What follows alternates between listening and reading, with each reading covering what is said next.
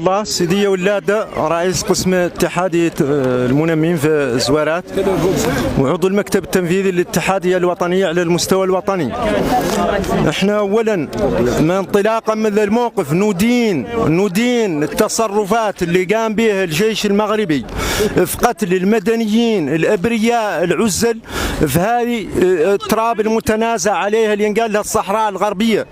ونذكر هون بأن احنا المملكة المغربية ما تحدنا، احنا تحدنا الجمهورية العربية الصحراوية الديمقراطية.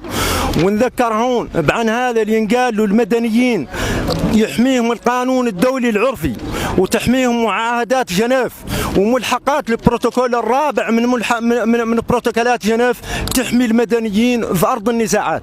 معناها عنا كنا نأملوا عن حكومتنا عنها تنطلق من ذا المنطلق، دايرة قدامها القانون الدولي اللي يحمي المدنيين، ودايرة قدامها جثث مدنيين اللي ما فاتوا ندفنوا اليوم، ودايرة قدامها حيوان منمينها اللي هو مازال ما تقدر توصل له وانت جايبه مويها والله جايبه صره. واحنا المملكة المغربية هي الأول ادعات عنها عندها درونات يفاصلوا النمل.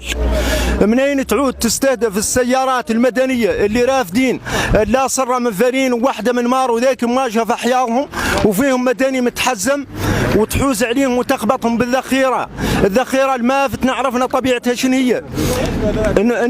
نلفت الانتباه هون عنا ذي ذخيرة نخبطوا بها المنمين احنا ما نعرفوا طبيعتها.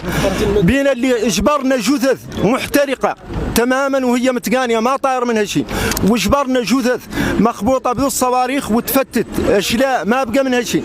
لذلك قلنا عن فم تقد تعود فم مواد محظورة دوليا، محظور استخدامها دوليا، كيف قنابل الفوسفور والله روايات فيها الاورانيوم، وذا مطالبين الهيئات الانسانيه بالتحقيق فيه. الثاني امريكي هذا اللي قال له مفوض حقوق الانسان عندنا ما سمعنا له نصه واحده، ما سمعناه خاطب المنظمات الدوليه في ذا المجال اللي ذا هو، حتى انه قد يامن ان ممر الينا دفنوا موتانا اللي ما زالوا.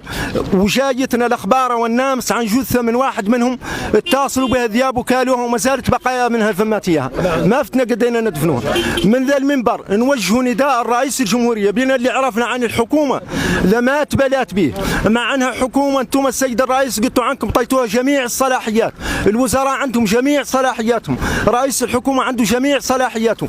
احنا الى الان هذا اللي وقع من الاتصالات اللي عدلت الاتحادية الوطنية جبرت وزير الدفاع، وزير الداخلية، وزير البيطرة، الوزير الاول، هذا اللي